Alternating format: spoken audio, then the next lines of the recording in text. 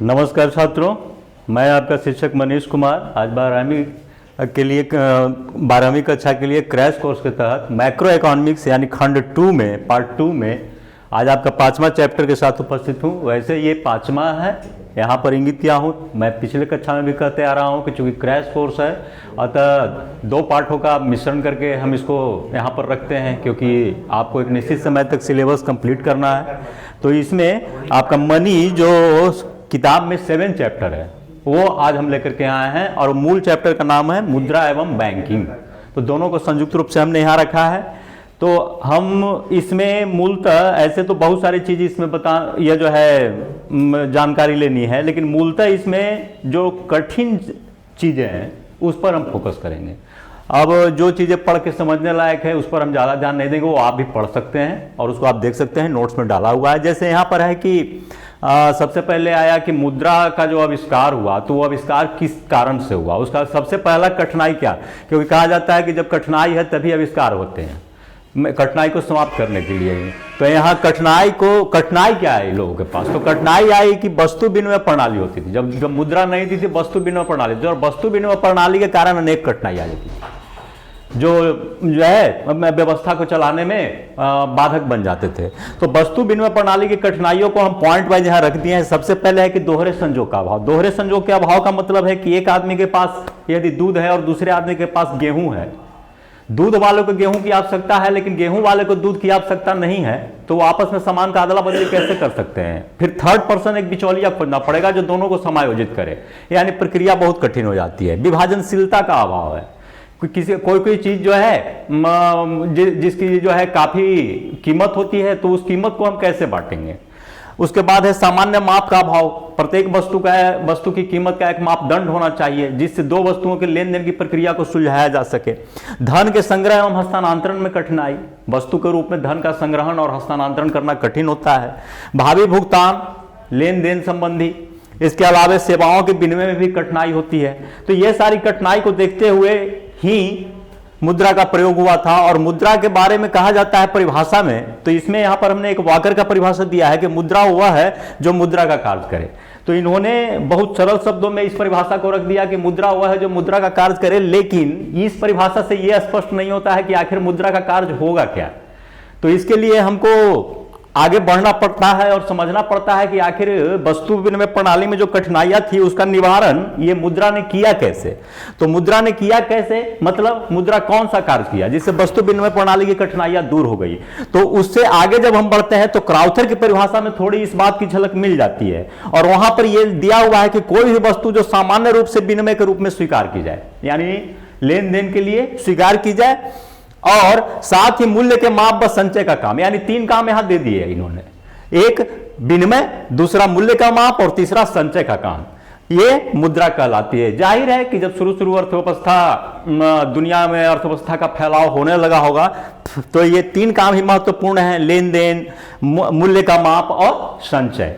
तो इसको इन्होंने परिभाषा में जगह दिया है। अब कई परिभाषाएं इस तरह से दी हुई है और सारी परिभाषाओं को देंगे तो यहां पर आप का जो है यह विवरण काफी लंबा हो जाएगा और उतना आप आंसर में वहां कॉपी पर लिख नहीं सकते हैं। तो हम विभिन्न परिभाषाओं के अध्ययन पर एक निचोड़ के रूप में यह परिभाषा दे सकते हैं यहां पर कि मुद्रा एक ऐसी वस्तु है जिसके मुख्य 4 काम है, जिसमें सबसे पहला है विनिमय का माध्यम, उसके बाद है भावी भुगतान का मान, मूल्य का माप और मूल्य का संचय। ये पुरानी जो है एक धारणा के आधार पर इसका एक यही कर दिया गया था कि money is a matter of function for a median, a major, standard और स्टोर। तो इसको अब हम देखते हैं कि मुद्रा के कार्य क्या है। तो ये ध्यान दीजिए कि मुद्रा के 3 प्रकार के कार्य है। सबसे पहले है प्राथमिक कार्य, दूसरा है सहायक कार्य, तीसरा है आकस्मिक कार्य। इसको हमने यहाँ पर ग्राफ से आपको दिखा दिया है। तो प्राथमिक कार्य के अंदर कौन से आते हैं, तो प्राथमिक कार्य के अंदर यहाँ देखिए 2 कार्य है, यानी सबसे पहले मुद्रा की आवश्यकता किस कारण पड़ी। तो सबसे पहले जो मुद्रा की आवश्यकता पड़ी वो विनिमय का माध्यम और मूल्य का मापक, लेन देन के लिए और कोई वस्तु का कितना कीमत होगा इसके लिए पड़ा। तो यह हो गया इसका प्राथमिक कार्य। दूसरा है जो है सहायक कार्य। तो सहायक कार्य में कई कार्य आते हैं, 3 कार्य हैं इसमें। तो इसमें क्या है कि स्थगित भुगतान का मान, जो भुगतान हमको करना है उसका मान कितना होगा, मूल्य का संचय, ठीक है, और उसके अलावा मूल्य का हस्तांतरण। ये 3 काम आता है। किसी जो है हम वस्तुओं के रूप में संग्रहण यदि करेंगे तो उसकी जगह पर हम कीमतों के रूप में संग्रहण करें तो वो ज्यादा, तो ये हुआ मूल्य का संचय। अब जो इसके अलावे और कई कार्य हैं जिसको हम कहते हैं आकस्मिक कार्य।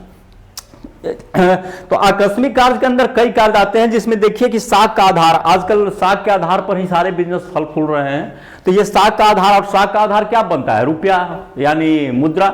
दूसरा है सामाजिक आय के वितरण का आधार। समाज में जो विषमताएं हैं उसको दूर करने के लिए सामाजिक आय के वितरण को भी हम मुद्रा से ही लेते हैं। अधिकतम संतुष्टि एवं उत्पादन, हम अपने आय को इस प्रकार विभाजित करते हैं कि प्रत्येक वस्तु पर जो प्रत्येक सीमांत वस्तु से मिलने वाली उपयोगिता बराबर हो, तो वो विभाजन हम किस माध्यम से करेंगे? मुद्रा से ही करेंगे। इसके अलावा अधिकतम संतुष्टि, पूंजी की तरलता, जितना पूंजी तरल होगा उतना ही जो है उत्पादन का वो आधार बनेगा। पूंजी तरल कम होगा तो उत्पादन का आधार वो मजबूत नहीं कर पाएगा। इसके अलावा शोधन क्षमता की गारंटी और निर्णय का वाहक। अब हम थोड़ा सा इंडियन मॉनेटरी सिस्टम पर आ जाते हैं, भारतीय मौद्रिक प्रणाली पर। भारत की जो वर्तमान मौद्रिक प्रणाली है उसका प्रबंधन और नियंत्रण और नियमन जो भी हम कहें, ये भारतीय रिजर्व बैंक आरबीआई करता है। प्रत्येक देश का एक केंद्रीय बैंक होता है और भारत का भी भारतीय रिजर्व बैंक। ये जो भारत के वर्तमान मुद्रा मान को इसने रखा है वो उसका नाम है अपरिवर्तनीय मुद्रा मान। अपरिवर्तनीय मुद्रा मान याद रखिएगा, एक नंबर क्वेश्चन में यहां भी आएगा और कहीं भी कोई भी कंपटीशन में आता है कि भारत का मुद्रा मान क्या है, तो अपरिवर्तनीय मुद्रा मान। भारत में रुपए को, यहां पर मूल क्या है, इस मुद्रा का नाम क्या है, तो रुपया। और ये रुपया क्या है? प्रमाणिक एवं वैध मुद्रा इसको माना गया है। अब यहां दो प्रकार के करेंसी हैं, एक है सिक्के और दूसरा है पत्र मुद्रा। पत्र मुद्रा को हम क्या कहते हैं? कागजी नोट। अब सिक्का जो होता है वो किस चीज का बना होता है? तो याद रखिएगा कि सिक्का निकेल का बना होता है, जिसका अंकित मूल्य धात्विक मूल्य से अधिक होता है। सिक्के पर जो अंकित मूल्य होता है उसका धात्विक मूल्य से, यानी अगर 2 रुपए का सिक्का आप उठा रहे हैं तो वो उसका धात्विक मूल्य 2 का नहीं होगा, हो सकता है 50 पैसे का हो, लेकिन वो 2 रुपया लिखा हुआ है। और चूंकि वो वित्त मंत्रालय द्वारा उसको ये किया हुआ है, बॉन्डेड किया हुआ है, अतः उसको मान लेना पड़ता है कि ये 2 रुपया के बराबर है, तो ये गारंटेड है। तो उसका जो है अंकित मूल्य धात्विक मूल्य से अधिक होता है। और भारत में सिक्के 1 से लेकर 50 रुपए तक, 1, 2, 5, 10, 20, 25, 50 रुपए के सिक्के का प्रचलन है, जिसकी ढलाई भारत सरकार वित्त मंत्रालय की ओर से होती है। ये ध्यान दीजिएगा कि ये आरबीआई अपने आप अपने तरफ से नहीं करता है, बल्कि भारत सरकार के वित्त मंत्रालय की अनुशंसा पर आरबीआई करता है। यानी ये मॉनेटरी सिस्टम में ये जो सिक्के है इसका प्रधान वित्त मंत्रालय होता है। और इसके अलावा 1 रुपए का कागजी नोट भी वित्त मंत्रालय जारी करता है। ये कभी चलता है, कभी फिर बंद किया जाता है, फिर चालू कर दिया जाता है। तो ये भी नोट में मात्र 1 रुपए का नोट ही ऐसा है जिसको भारत सरकार वित्त मंत्रालय जारी करता है, बाकी सारे note reserve bank of India. ठीक है। अब कागजी नोट में क्या है, तो कागजी नोट ये इसका जो है निर्गमन करने का पूर्ण का अधिकार, यानी मोनोपोली है, ये सिर्फ आरबीआई के पास है। ये इसमें 10, 20, 50, 100, 200, 500 और 2000, बीच में कुछ दूसरे तरह के नोट थे, लेकिन जो वर्तमान में है, वर्तमान में हम इसमें देख सकते हैं कि 10, 20, 50, 100, 200, 500 और 2000 रुपए के नोट जारी कर रहे हैं। अब कागजी नोट जो है असीमित विधिमान्य मुद्रा है। इस शब्द को थोड़ा सा समझना होगा। एक सीमित विधिमान्य है और एक असीमित विधिमान्य है। सीमित विधिमान्य उसको कहते हैं जिसको विधिमान्य तो है, लेकिन किसी को आप किसी भी मात्रा में लेने को आप बॉन्डेड नहीं कर सकते हैं। यानी अगर आप 1 रुपए के सिक्के किसी को 1 लाख की संख्या में दे रहे हैं तो वो ले सकता भी है, नहीं भी ले सकता है।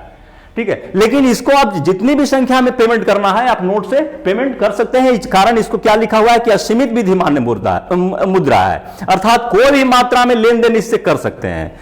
तो ये अब देखिए कि ये सबसे बड़ी चीज है कि लोग समझते हैं कि नोट की छपाई कैसे होती है। तो उसके लिए क्या करना पड़ता है कि नोट की छपाई के लिए हमेशा भारतीय रिजर्व बैंक अपने आरक्षित कोष में, या ध्यान दीजिए कि जो है 200 रुपए का या तो स्वर्ण और विदेशी प्रतिभूतियों कोष में रखता है, तभी नोट की छपाई होती है।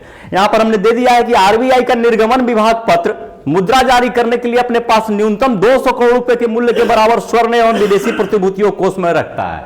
और जो ये रखने की प्रक्रिया है इसको क्या कहते हैं, ये भी 1 नंबर क्वेश्चन में यहां से तमाम कॉम्पिटिटिव एग्जाम में आपको पूछा जाएगा। इसको हम कहते हैं मिनिमम रिजर्व सिस्टम। ठीक है, न्यूनतम कोष प्रणाली। तो अब आगे बढ़े। अब मुद्रा का वर्गीकरण कैसे किया गया है, तो 3 आधार पर किया गया है। प्रकृति के आधार पर, सामान्य स्वीकृति अथवा वैज्ञानिकता के आधार पर और भौतिक स्वरूप के आधार पर। प्रकृति के आधार पर जो विभाजन है वो किन्स ने किया है। किन्स ने इसमें 2 विभाजन किया है, एक वास्तविक मुद्रा और दूसरा हिसाब की मुद्रा। वास्तविक मुद्रा उसको कहते हैं जो अर्थव्यवस्था में चलन में है, और अर्थव्यवस्था की तमाम गतिविधियां उसी के माध्यम से हो रही है। हिसाब की मुद्रा यह है कि वो चलन में हो चाहे नहीं हो, सिर्फ उसमें व्यवसाय का व्यक्तिगत हिसाब किया जाता है। ठीक है, अब हम जो है सामान्य स्वीकृति या वैधानिकता के आधार पर देखें कि इसमें भी दो प्रकार की मुद्रा है। एक विधिग्राह्य है जिसमें असीमित विधिग्राह्य और सीमित विधिग्राह्य है, इसको हम पहले ही बता दिए हैं। और दूसरा है ऐच्छिक मुद्रा। ऐच्छिक मुद्रा जैसे चेक है, हुंडी है, इसको हम चाहे तो स्वीकार कर सकते हैं, चाहे तो स्वीकार नहीं कर सकते हैं, इसमें कोई बाध्यता नहीं है हमारी। इसके अलावा भौतिक आधार पर तीन तरह के हैं, धातु मुद्रा, पत्र मुद्रा, शाख मुद्रा। ठीक है, तो धातु मुद्रा के अंदर दो हैं, एक प्रतीक मुद्रा और एक प्रमाणिक मुद्रा। ठीक है, अब जो है और बाकी पत्र मुद्रा जो नोट है, शाख मुद्रा जिसमें चेक वगैरह होता है। अब ध्यान दीजिए कि एक अच्छी मुद्रा के गुण क्या है, तो यहां पर एक अच्छी मुद्रा के हमने 9 गुण दे दिया है। ये अगर लघु उत्तरीय में आता है तो इसको इसी तरह पॉइंट में सिर्फ रख दीजिएगा, और अगर दीर्घ उत्तरीय में आता है तो इनको 2-3 लाइन में हम डिफाइन कर देंगे। सबसे पहले है कि मुद्रा में उपयोगिता होनी चाहिए, यानी उसमें वस्तु को खरीदने की क्षमता होनी चाहिए, वहनीयता होना चाहिए, एक जगह से दूसरी जगह ले जाया सके, टिकाऊ होना चाहिए, विभाजकता होना चाहिए, वो मूल्य को बांट सके, एक रूपता होना चाहिए। ऐसा नहीं कि इस कोने में कोई और नोट चल रहा है, दूसरे कोने में हिंदुस्तान में कोई और नोट चल रहा है, एक ही मूल्य के, सब एक रूप में होना चाहिए। मितव्ययिता होना चाहिए, इसको छापने वगैरह में कम खर्च होना चाहिए। मूल्य स्थिरता होना चाहिए, इसके मूल्य में ऊंचा वचन नहीं होना चाहिए। तरलता होना चाहिए। तरलता का मतलब क्या है, ये बहुत जो है क्या कहते हैं कि इंपॉर्टेंट पॉइंट है। ये तरलता शब्द हम ऐसे ही पढ़ते चल जाते हैं, परीक्षा में लिख भी देते हैं, लेकिन तरलता समझ में नहीं आती है। मूलतः ये शब्द जो है एक तरह से भौतिक विज्ञान से लिया हुआ है। तो वहां पर हम क्या समझते हैं, ठोस, द्रव और गैस, और द्रव को तरल माना जाता है, लिक्विड प्रॉपर्टी माना जाता है। तो आप देखते हैं जब आप उसकी परिभाषा याद करते हैं तो उसमें आप लिखते हैं कि जिसका आयतन और आकार दोनों निश्चित हो उसको ठोस कहते हैं। ठीक है, जिसका आकार निश्चित जो है, आयतन निश्चित हो लेकिन आकार अनिश्चित हो, उसको द्रव कहते हैं। यानी पानी का आयतन तो निश्चित है लेकिन आकार निश्चित नहीं है। अगर जो है एक लोटे पानी को हम मग में डाले तो मग का आकार ग्रहण कर लेता है, ग्लास में डाले तो ग्लास का आकार ग्रहण कर लेता है। ठीक है, तो ये मतलब जो ऐसा स्थिति है वैसा अपने आप को बना लेता है। अब जो हमारे पास प्रॉपर्टी होता है उसमें सबसे ज्यादा तरल पैसा है। क्यों पैसा तरल है? क्योंकि पैसा को हम कहीं भी यूज कर सकते हैं, बाकी प्रॉपर्टी को हम हर जगह यूज नहीं कर सकते हैं, यानी जैसा जगह वैसा ये फिट बैठ जाता है। तो इसी कारण केन्स ने कहा था ब्याज के बारे में कि ब्याज तरलता के परित्याग का पुरस्कार है। यानी हम किसी से हमसे अगर कोई 10 रुपया उधार मांगता है तो हम उसको 10 रुपया दे देते हैं। अगर हम 10 रुपया अपने पॉकेट में रखे हुए थे समोसा खाने के लिए, तो जब हम 10 रुपया देते हैं तो 10 के बदले तो वो 10 रिटर्न करता है।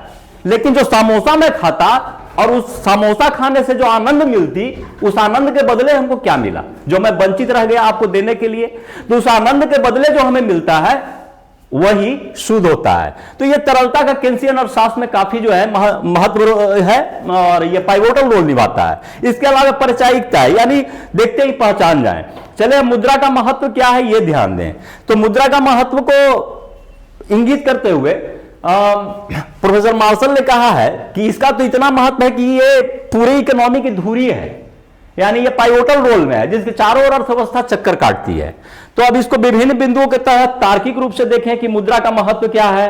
तो उपभोग के क्षेत्र में अभी आपने ऊपर ही पढ़ा था उसमें कि एक श्रेष्ठ मुद्रा का गुण क्या होना चाहिए, तो अधिकतम संतुष्टि की प्राप्ति इसी से हो सकती है। भविष्य में भुगतान संभव या उधार लेकर उपभोग, है ना, हम उधार लेते हैं मुद्रा के सहारे ही ना कि इतना बकाया रहा हम भविष्य में देंगे। संचय करना संभव होता है और कि ताकि भविष्य में हम उपभोग कर सके, उपभोग के क्षेत्र में ही है, लोग आगे के उपभोग के लिए जमा करते हैं अपने पास।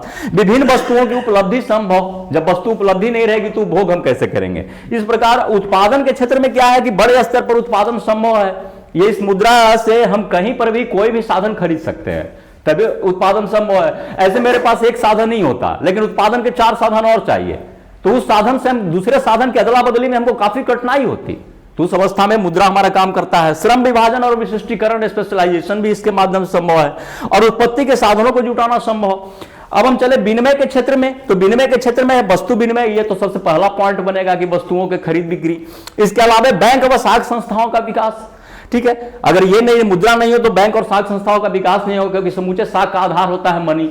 ठीक है। पूंजी संचय संभव, मुद्रा के कारण ही हम पूंजी को संचय कर सकते हैं, वरना सामान के रूप में कितना ढेर लगा सकते थे।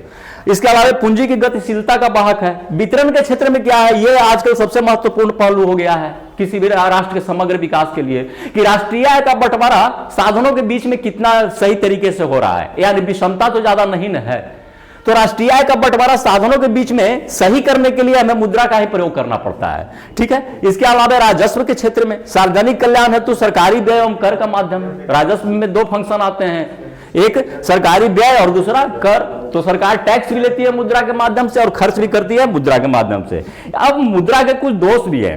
कहा गया है, खास करके जो है लेनिन ने अपने एन यूटोपियन सोशलिज्म नामक किताब में लिखा है कि socialism is total evolution of state power and total evolution of money. यानी हम ये कहें कि कार्ल मार्क्स के सिद्धांतों पर आधारित वैज्ञानिक समाजवाद इस बात को ही अस्वीकार करता है कि मुद्रा के सहारे अर्थव्यवस्था अच्छी हो सकती है। वो कहता है समूचे शोषण की जड़ मुद्रा ही है, इस मुद्रा को समाप्त कर देना चाहिए। यानी जो व्यवस्था माल मुद्रा माल पर आधारित थी वो ठीक थी, वो व्यवस्था अब बन गई मुद्रा माल मुद्रा पर। यही शोषण का कारण है। तो ये जो है, क्योंकि मुद्रा के माध्यम से ही संपत्तियों का जखीरा लगता है। एक तरफ कुछ धनवान बन जाते हैं और दूसरी तरफ कुछ गरीब बन जाते हैं। तो इन आधारों पर हम देख सकते हैं कि मुद्रा के आर्थिक दोष क्या है। तो ऋण तंत्र को प्रोत्साहन मिलता है, ऋण लेना देना आसान हो जाता है, जिससे खर्च काफी बढ़ जाते हैं। खर्च बढ़ने से महंगाई बढ़ती है और महंगाई बढ़ने से लाभ की अनुशंसाएं काफी बढ़ जाती है। इसके अलावा अति पूंजीयन, जमावड़ा लग जाता है। अति उत्पादन है ना, तो अति उत्पादन से क्या होती है, मंदी आ जाती है। इसके अलावा मुद्रा के मूल्य में स्थिरता भी आती है, ठीक है। कभी इनका मूल्य ऊपर जाएगा, कभी नीचे जाएगा, जिससे स्फीति और मंदी की स्थिति आती है। संपत्ति के वितरण में असमानता, यही है जो संपत्ति के वितरण में असमानता के लिए उत्तरदायी है। जैसा कि खास करके मैक्रो इकोनॉमिक्स का सबसे बड़ा अर्थशास्त्री कार्ल मार्क्स ने इसको ठहराया। और वर्ग संघर्ष का उदय, तय बात है, जब विषमता आएगी तो वर्ग संघर्ष तो होगा ही, क्लास स्ट्रगल, है ना।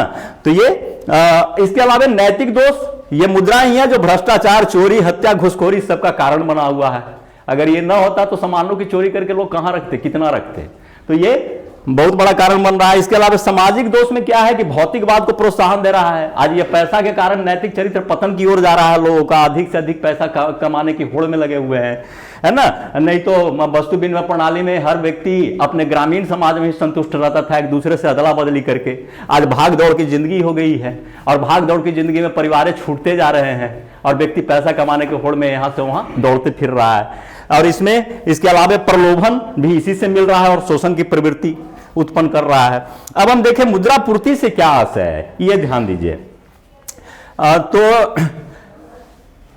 मुद्रा पूर्ति से मतलब यही है कि अर्थव्यवस्था में जनता के पास कुल कितनी मुद्रा है, इसको हम मुद्रा पूर्ति कहेंगे। यहां जनता से तात्पर्य निजी व्यक्ति, ध्यान दीजिएगा, जनता से तात्पर्य निजी व्यक्ति और व्यवसायिक फर्मों से है।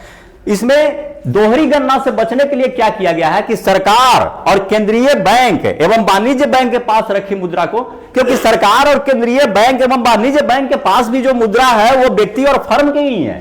अब व्यक्ति और फर्म की मुद्रा को भी हम जोड़ लेंगे और वाणिज्यिक बैंक एवं सरकार की भी मुद्रा को जोड़ लेंगे तो एक ही मुद्रा दो बार गिनी जाएगी, अतः वो नहीं शामिल है। और मुद्रा पूर्ति के घटक क्या है ये ध्यान दीजिए।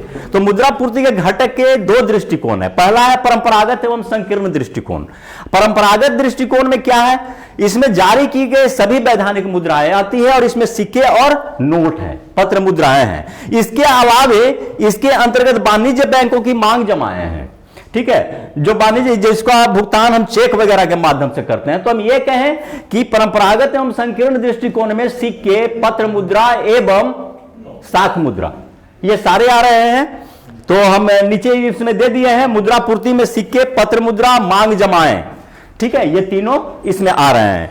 अब आधुनिक या व्यापक दृष्टिकोण में क्या है, तो आधुनिक और व्यापक दृष्टिकोण में तीन आ रहे हैं, सिक्के, पत्र मुद्राएं और बैंक की मांग जमाएं।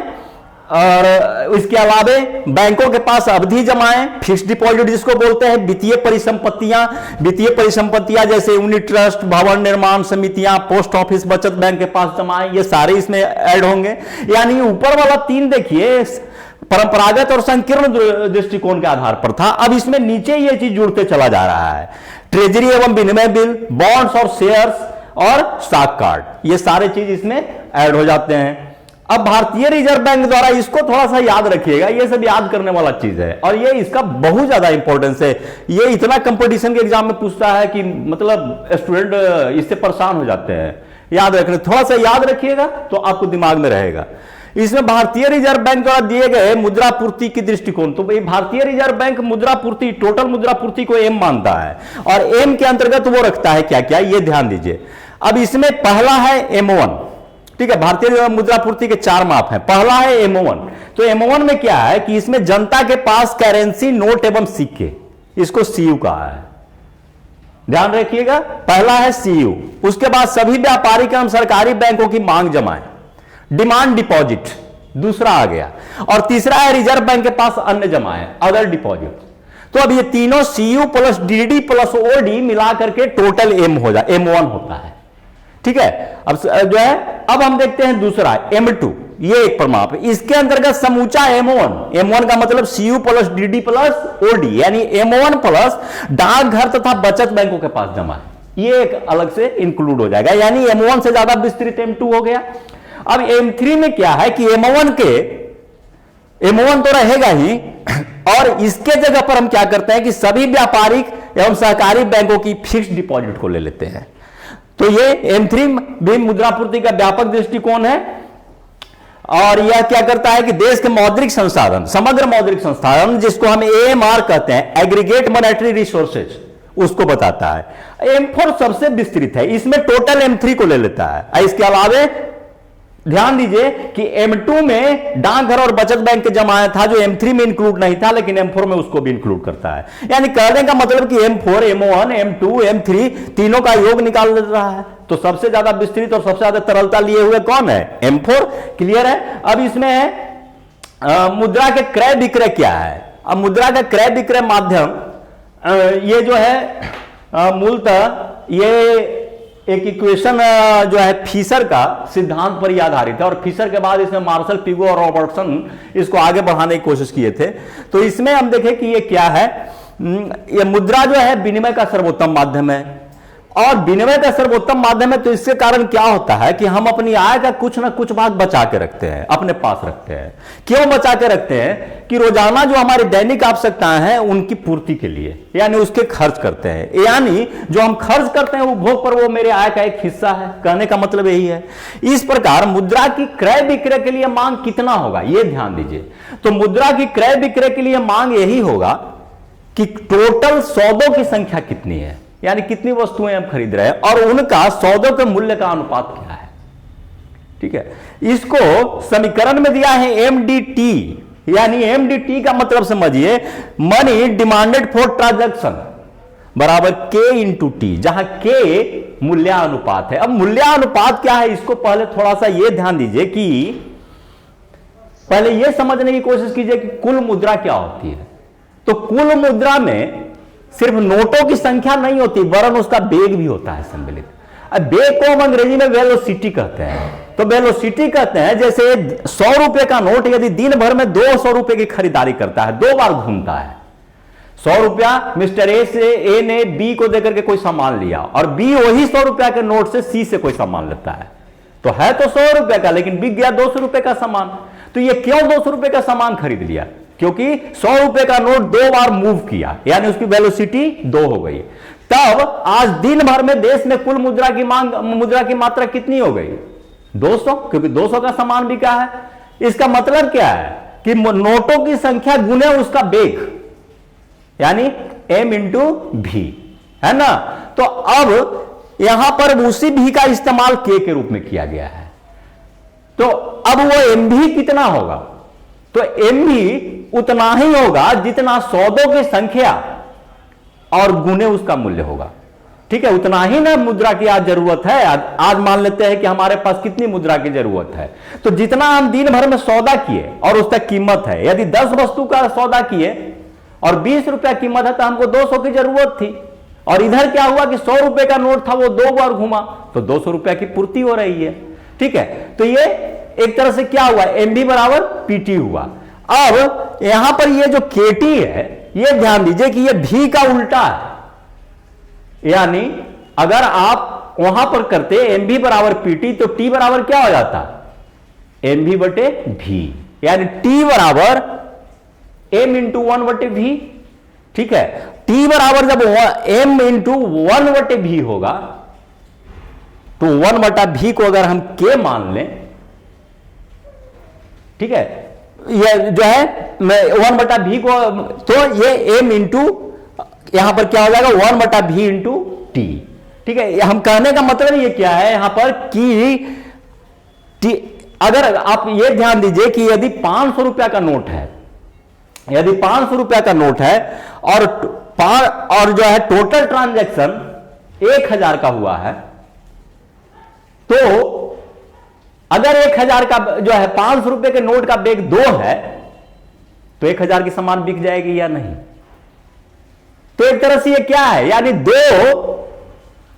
दो बेग है एक ही नोट का, 2 बार मूव कर रहा है एक ही नोट का, तब तो 1000 के सामान खरीदने के लिए 500 रुपए के एक ही नोट की जरूरत ना है, यदि बेग 2 है दिया हुआ तो क्या हो गया, उस नोट का मूल्यांपात 1/2, यानी जो है, तो ये के जो है उसका मूल्यांपात है। अब इसको इस तरह से समझने की कोशिश कीजिए। अब ये है एमडीटी, टी सौदों की कुल संख्या। अब के यहां हम लिख दिए है कि मुद्रा का बेग भी का विलोम होता है, तो एमडीटी बराबर टी इंटू 1+v।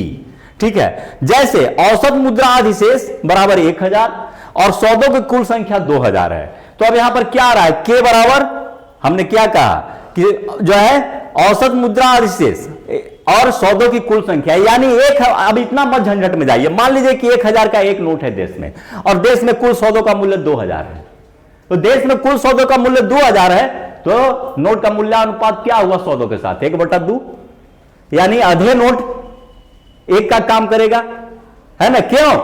क्योंकि जो है मूल्यांपात 1/2 है, के बराबर, इसका मतलब भी बराबर 2 है, यानी 2 बार चक्कर काटेगा 1000 का नोट, तो 2000 का सामान खरीद लेगा। हम समझते हैं क्लियर हो गए होंगे, तो ये 1/2 आया। अब चूंकि भी बराबर 1/k, तो 1/1/2 यानी बेग, इसका मतलब 2 है, यानी 1000 का नोट 2 बार चक्कर काटता है, तो ये जो है 2000 के बराबर हो जाता है। अब इस चीज को समझने के लिए थोड़ा सा हम बोर्ड पर आ जाएं, बस 2 मिनट में इसको क्लियर कर दिया जाए।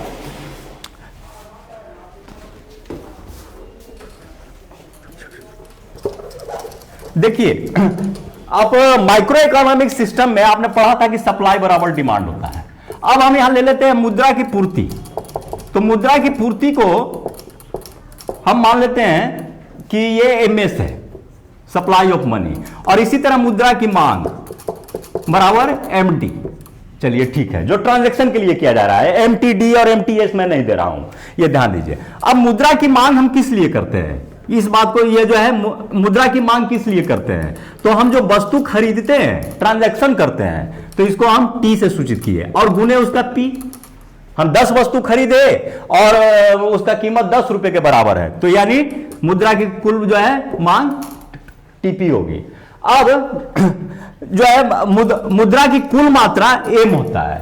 ठीक है, मुद्रा की कुल मात्रा को एम कहते हैं। अब मान लेते हैं कि देश में 1000 नोटों की संख्या या 100 रुपए की नोट की संख्या 1 है और दिन भर में 2 बार मूव करता है, तो टोटल मुद्रा हो गई 100 गुने 2 ना, क्योंकि 200 रुपए के बराबर खरीदारी की, है ना? तो टोटल मुद्रा की मात्रा एम बराबर क्या हो जाएगा, कुल मुद्रा की मात्रा एम, अगर हम कैपिटल एम माने तो एम इंटू भी, यानी मुद्रा की नोटों की संख्या गुने उसका बेग, तो ये क्या हो गया एम भी। अब ये ध्यान दीजिए कि इसमें कौन डिमांड है कौन सप्लाई है, ये टीपी जो है और एम भी, तो एम भी यहां पर सप्लाई हो जाएगा। क्यों सप्लाई होगा, क्योंकि नोट छापना केंद्रीय बैंक का काम है। देश में इतना 2000 रुपए के नोट का उसने प्रचलन करवा दिया, मान लेते हैं कि देश में 10 2000 के नोट का प्रचलन करवा दिया, तो 10 में 10 2000 का नोट का मतलब कितना है कि कितने का नोट चल गया, तो 20,000 रुपए का नोट चल गया। और यह समूचा नोट दिन भर में 2 बार घूमता है, यानी देश में कुल मुद्रा की मात्रा एक दिन में कितनी हो गई 40,000। ठीक है, अब 40,000 हो गई तो टोटल मनी की सप्लाई कितनी हो गई 40,000। ठीक है, अब ये मनी की सप्लाई जो है मनी की इतनी सप्लाई क्यों करनी पड़ी, इस कारण करनी पड़ी कि देश में सौदों की संख्या कितनी है, तो सौदों की संख्या यदि 400 है और सौदों की कीमत 10 है, यानी जो है यह 4000 है और सौदों की कीमत 10 रुपए प्रति सौदा है, तो 40,000 चाहिए। तो ये क्या हो गया, एक तरह से हमने जब संतुलन के लिए हमने देखा एस बराबर डी, तो इसका मतलब है कि एम एस बराबर एम डी। तब हम लिख सकते हैं कि एम भी बराबर पी टी, यानी एम बराबर पी टी बटे भी, है ना, बराबर हम ये भी लिख सकते हैं कि पी टी इंटू 1/v, और यही 1/v तो यहां k है दिया हुआ, v का ठीक रिवर्स उल्टा, यानी एक वेग बढ़ा रहा है दूसरा वेग घटा रहा है, तो इसमें किससे v से आप भागा दिए, t से, t में आप 1/t में v से भागा दे रहे हैं, तो जब v का विलोम हम रखेंगे तो k गुना हो जाएगा ना, तो वही वहां गुना किया हुआ है। अब चले हमें स्क्रीन पर, तो हम समझ गए होंगे कि यहां के v का विलोम है और ये भागा के जगह पर ये गुना आएगा। ऐसे ये विस्तृत रूप से पढ़ना है, लेकिन यहां उतनी ज्यादा जरूरत आपको अब नहीं है। अब हम चलें, अब इसी को हम मान लेते हैं कि ये संपूर्ण जीडीपी के आधार पर हम कहें एमडीटी जो है, एमडीटी हमारा पूरा जीडीपी है, तो जब पूरा जीडीपी है तो इसको हम लिख सकते हैं केपीवाई भी रख सकते हैं, है ना। तो ये इसमें y क्या है कि वास्तविक जीडीपी और पी वाई मौद्रिक जीडीपी। मौद्रिक जीडीपी के लिए वास्तविक जीडीपी में हम क्या करेंगे, प्राइस से गुना करेंगे, है ना, तो ये हमारा मौद्रिक जीडीपी निकल जाएगा। और k 1/v, इसको इस रूप में रख सकते हैं, याद रखिएगा। अब ये देखिए केन्स के द्वारा दी गई मुद्रा की मांग की धारणाओं को, तो केन्स ने 3 प्रकार की धारणा दिया है, ध्यान दीजिएगा। तीन कारणों से मुद्रा की मांग की बात की है। पहली प्रकार जो है मुद्रा की मांग, वो सब कोई करता है और आय के निम्न स्तर पर होता है। वो क्या है कि सबसे पहले सौदा उद्देश्य है, यानी लेन देन के लिए, जब से जीवन आरंभ होता है लेन देन आदमी शुरू कर देता है, ये तो मस्ट है ना। और ये आय के साथ बढ़ती जाती है, जैसे जैसे आय बढ़ता जाता है इसके लिए हम मुद्रा की मांग ज्यादा करते चले जाते हैं। शून्य आय पर भी इसकी मांग हम करते हैं, अगर आय नहीं भी है तो पर भी कर्ज लेकर के हम अपना सौदा उद्देश्य पूरा करते हैं। दूसरा है भविष्य की सुरक्षा हेतु, हर व्यक्ति का भविष्य जो है हमेशा शंकाग्रस्त है, अतः भविष्य की सुरक्षा हेतु हम मुद्रा की मांग करते हैं, यानी एक निश्चित मुद्रा की पूर्ति हम करना चाहते हैं। और तीसरा इसको हम, अब ये दोनों को मिलाकर के हम कहते हैं ट्रांजैक्शन मोटिव और प्रिकॉशनरी मोटिव, ठीक है। और इसको हम नाम देते हैं L1। और ये ध्यान दीजिए कि L1 किस चीज का है, अनुपातिक, यानी किस चीज का फंक्शन है, तो L1 बाई का फंक्शन है, यानी L1 is the function of income, ठीक है। और L1 का ब्याज दर से कोई संबंध नहीं है, रेट ऑफ इंटरेस्ट से कोई संबंध नहीं है। तीसरा जो केन्स के जनरल थ्योरी का महत्वपूर्ण स्थान रखता है वह है स्पेकुलेटिव मोटिव, जिसको हम सट्टा उद्देश्य कहते हैं। ये तब होता है जब हम अधिक जो है अधिक लाभ कमा या अधिक आय के स्तर पर जाते हैं। जैसे जैसे मेरी आय बढ़ती है,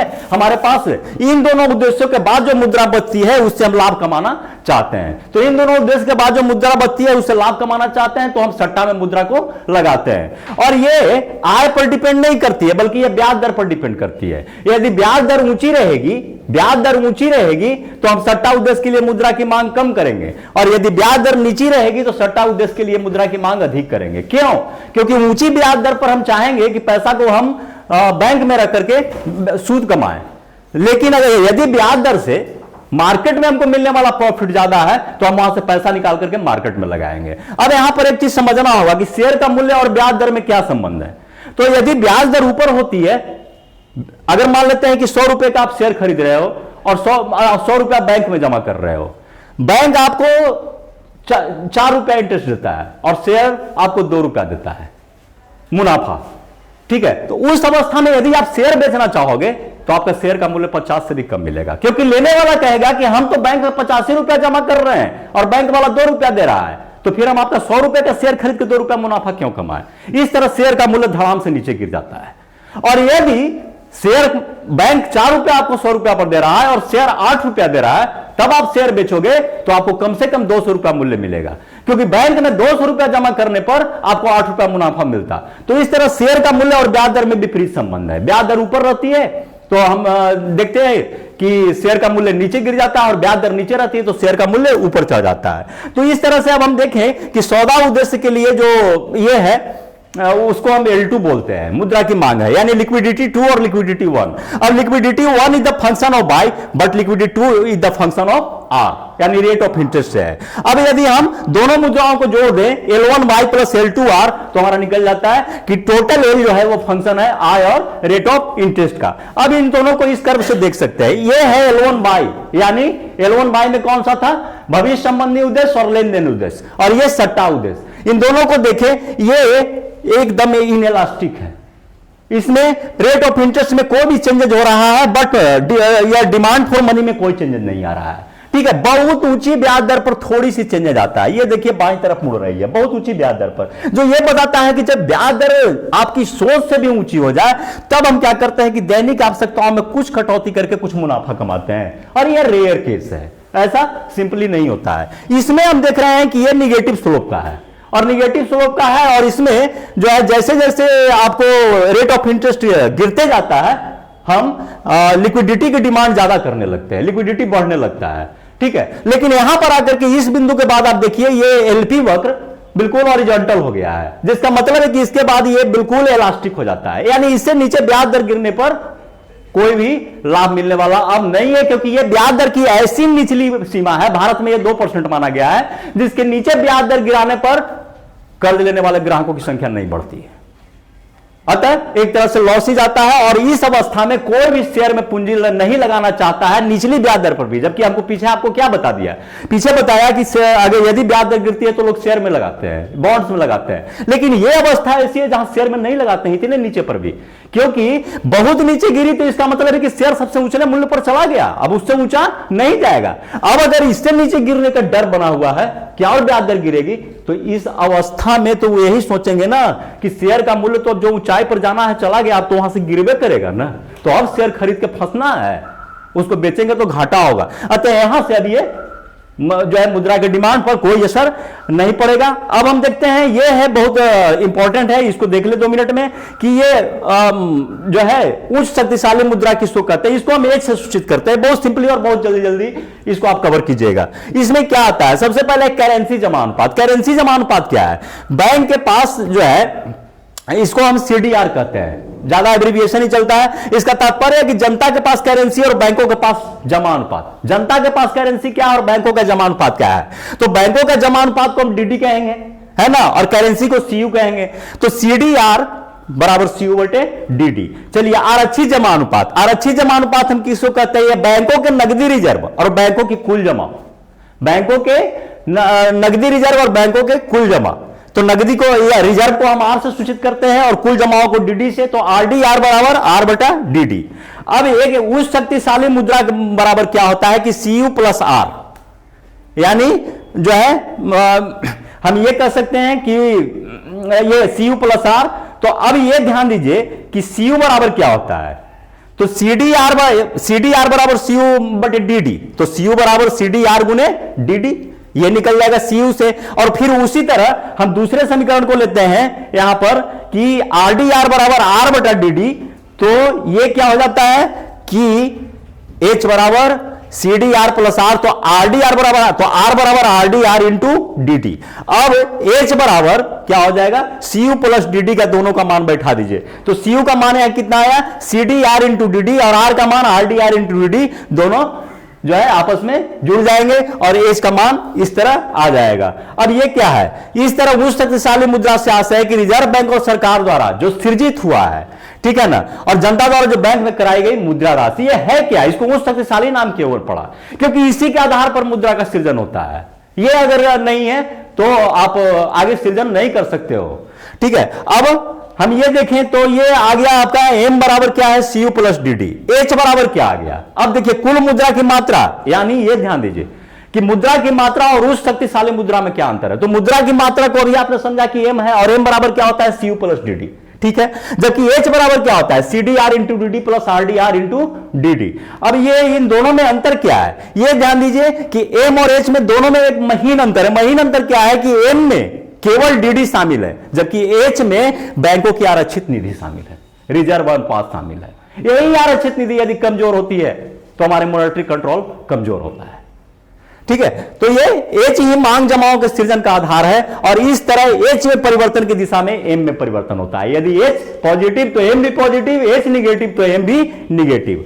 अब मुद्रा गुणक, इसको देख लीजिए, मुद्रा गुणक का सूत्र है एम बटा एच, यानी प्रचलित मुद्रा कितनी है और साथ में उच्च मुद्रा कितनी है, तो एम बराबर सीयू प्लस डीडी, और जबकि सीयू बराबर सीडीआर इंटू डीडी। ठीक है, तो इस तरह सीयू के मूल्य को समीकरण में अगर हम रखते हैं तो एम बराबर CDR into DD plus DD.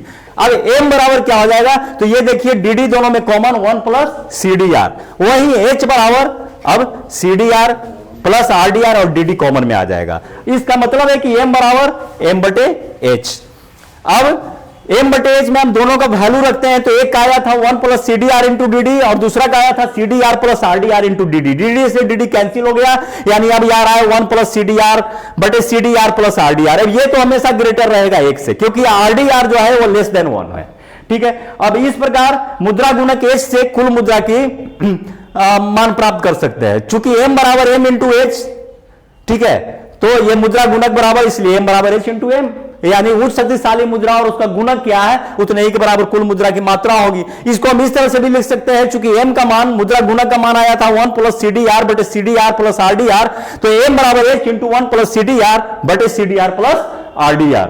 ठीक है, और इस तरह CDR में कमी या वृद्धि से क्या होगा कि m पर विपरीत असर पड़ेगा, RDR और m में भी विपरीत संबंध रहेगा। अब यहां आपका चैप्टर समाप्त हो रहा है। इसके नीचे लघु उत्तरीय प्रश्न दिए हुए हैं, जो पॉइंट वाइज इसी में कहीं ना कहीं इसका आंसर आपको मिल जाएगा। वो दीर्घ उत्तरीय का कोई एक पॉइंट रहेगा या कहीं पर हमने पॉइंट इंगित कर दिया होगा। जैसे ये देखिए, मान लेते हैं कि कुछ भी हम यहां दे रहे हैं, जैसे करेंसी जमा अनुपात से कोई क्वेश्चन है तो इसको लिख दीजिए, करेंसी जमा अनुपात किसको कहते हैं, यहां से यहां तक, बस। ठीक है, इसके अलावा कई हमने लघु वस्तुनिष्ठ प्रश्न को इसमें डाल दिया है। ठीक है, उन वस्तुनिष्ठ प्रश्नों को जो इन चैप्टरों से, जिस चैप्टर को हमने इसमें संकलित किया था इस अपने 5वें चैप्टर के अंदर, उस चैप्टर से हमने 29 वस्तुनिष्ठ डाला है, और इससे ज्यादा नहीं आएगा परीक्षा में। ये 29 को आप दिमाग में रखिए, और इसका आंसर हमने ये नीचे दे दिया है। और ये क्लास आपकी यहां पर समाप्त होती है। नेक्स्ट कल के लिए धन्यवाद।